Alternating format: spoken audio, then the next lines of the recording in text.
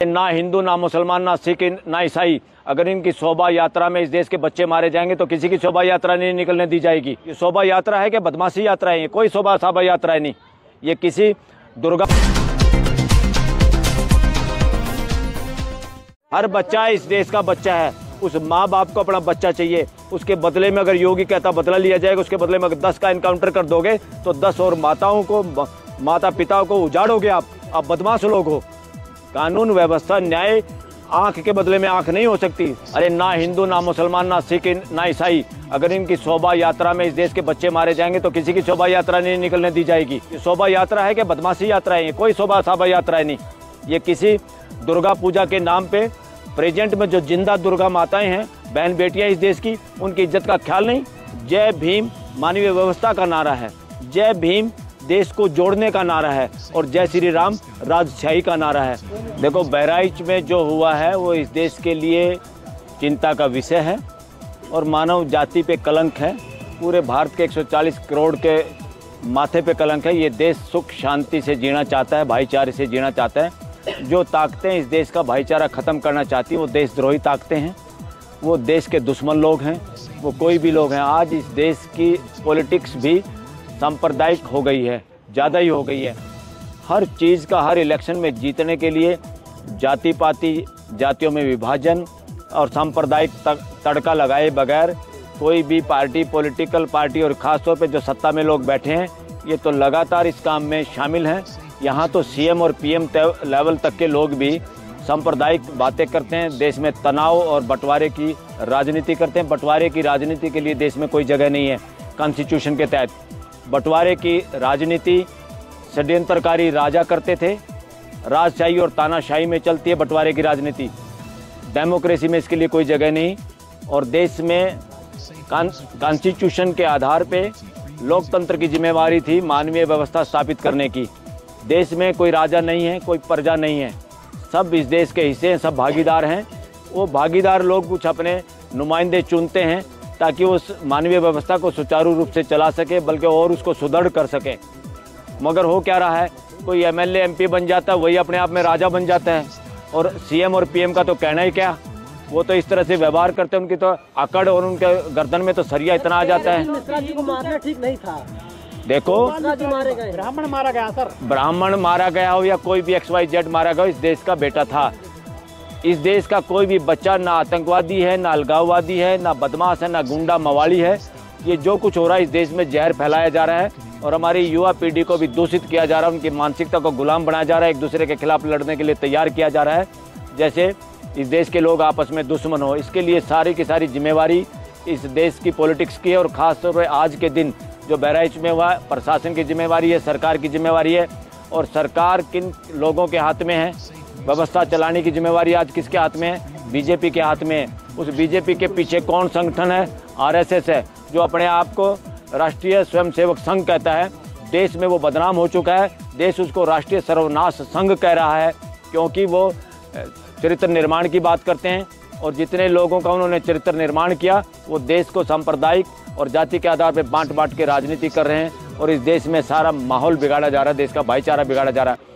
संविधान में भाईचारा बिगाड़ने की इजाजत किसी को नहीं मिल सकती। कहा जा रहा है कि हिंदू अब शोभा यात्रा भी नहीं निकाल सकते क्या? अरे ना हिंदू, ना मुसलमान, ना सिख, ना ईसाई, अगर इनकी शोभा यात्रा में इस देश के बच्चे मारे जाएंगे तो किसी की शोभा यात्रा नहीं निकलने दी जाएगी। ये यात्राएं शोभा यात्राएं शोभा है या देश के लिए घृणित यात्राएं हैं? ये शोभा यात्रा क्या होती है? जिससे भाईचारा बढ़े। शोभा यात्रा क्या होती है? जिससे हर घर में खुशहाली आए। शोभा यात्रा क्या होती है? जिसमें समाज में समानता आए। ये शोभा यात्रा है कि बदमाशी यात्रा है? ये कोई शोभा यात्रा है नहीं। ये किसी दुर्गा पूजा के नाम पे प्रेजेंट में जो जिंदा दुर्गा माताएं हैं, बहन बेटियां इस देश की, उनकी इज्जत का ख्याल नहीं। उनको नंगा करके मणिपुर में घुमाया जा रहा है। प्रधानमंत्री की जीभ कट गई, गूंगा हो गया, बोल नहीं पाया। और RSS जो ठेकेदार है मोहन भागवत, वो बातें बड़ी बड़ी करता है, बड़ी बड़ी चरित्र निर्माण की बात करता है, एक बात नहीं कह पाया वो मणिपुर पे। ये इससे पता चलता है देश का दुश्मन कौन है। देश के लिए संविधान के हिसाब से चलाने के हक में कौन लोग हैं, संविधान को नाश करने में, उसको भ्रष्ट खत्म करने में कौन लोग हैं, देश सब समझ रहा है। RSS का पैसे बोलेंगे दुर्गा माँ शराब दे देंगी आपको। बात सुनो, अरे जिंदा माता की कदर करो। दुर्गा माता ना शराब देती, ना उसमें शराब देने की कोई ताकत है।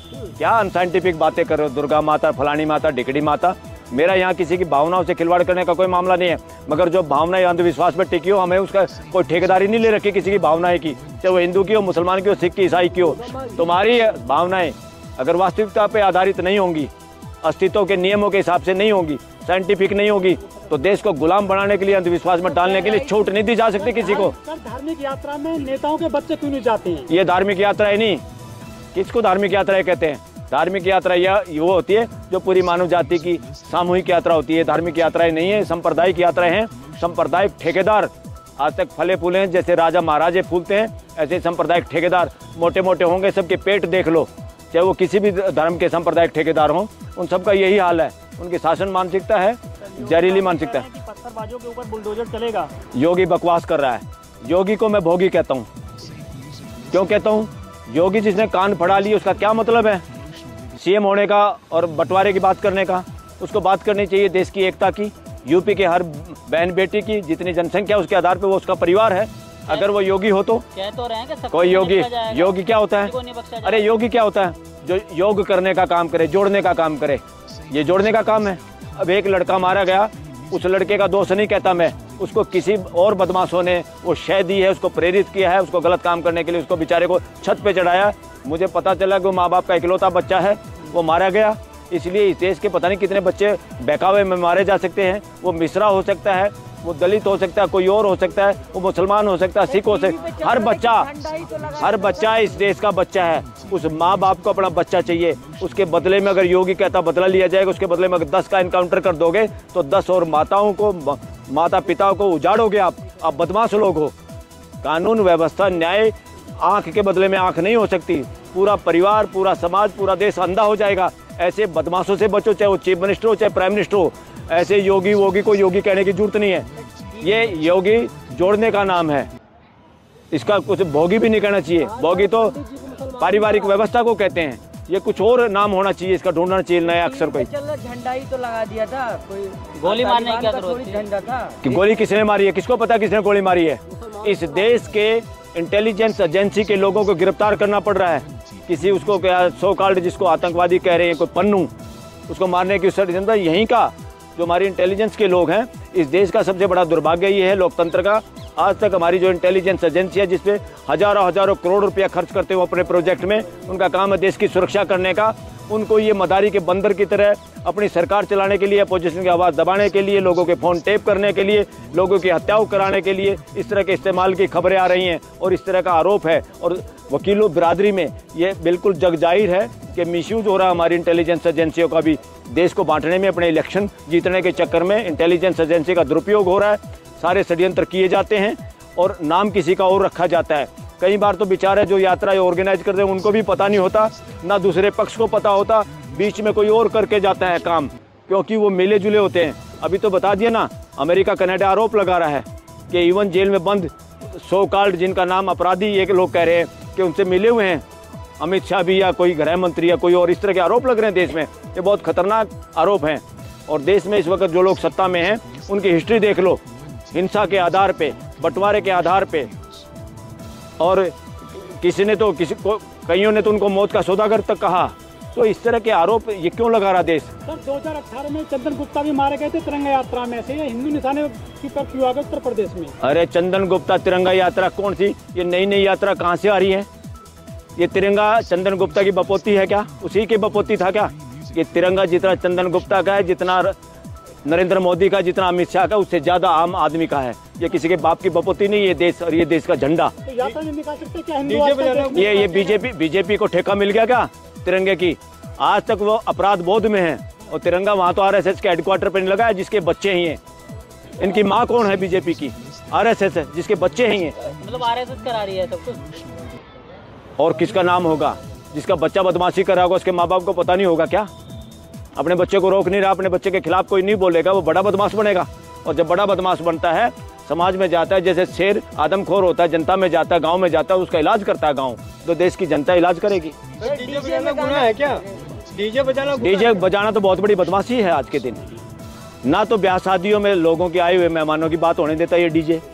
और ये डीजे इस तरह की बकवास और गाने चलाता है, इस तरह के गाने चलाते हैं जिससे दूसरों में आक्रोश पैदा होता है, दूसरे की बदनामी होती है। डीजे साउंड पोल्यूशन में आता है। डीजे ने तो इस देश का बेड़ा गर्क कर दिया। राम का गाना चल रहा था डीजे में, राम राम के गाने चल रहे एक और सुन लो, जय भीम समानता का नारा है। जय भीम किसी का नाम नहीं है। जय भीम संवैधानिक नारा है। जय भीम मानवीय व्यवस्था का नारा है। जय भीम देश को जोड़ने का नारा है। और जय श्री राम राजशाही का नारा है। जय श्री राम असमानता का नारा है। जय श्री राम मानवीय व्यवस्था का नाम है। जय श्री राम वर्णवादी नारा है। और बताओ, और क्या पूछोगे? जिम्मेदार किसको मानते हैं सर बहराइच का? बहराइच का जिम्मेवार प्रशासन और सरकार को। क्या सर चुनाव में इसका असर पड़ेगा? 10 सीटों पे चुनाव उत्तर प्रदेश में पढ़ना चाहिए। और हमारे लोगों को, हमारे लोग बहुत जल्दी बहकावे में आ जाते हैं मोबाइल पे देख देख के लोगों की बातें। किसी गरीब महिला से कुछ कहलवा देंगे और लोगों को लगेगा कि हमारी ये जातियों में आपस में बहुजन समाज को बांटने का बड़ा खेल है। इनको पता है कि बहुजन समाज जागरूक हो रहा है और जिसमें अल्पसंख्यक बहुजन समाज सब साथ साथ खड़े हैं इस देश के। गाने ऐसे बन गए कि राम राम चिल्लाएंगे, मुल्ले काटे जाएंगे। क्या ये जो गायक हैं, जो गायककार हैं, हाँ। जो गीत लिखते हैं, उन पर भी कार्रवाई होनी चाहिए? 100% कार्रवाई। अभी तक तो वो सुधार गृह में चले जाने चाहिए थे ऐसे सारे गायक और जैसे गाने लिखने वाले लोग। हाँ, ताकि वो सही आदमी बन पाए, सही गाना लिखना उनको सिखा सकें सुधार गृह के अंदर।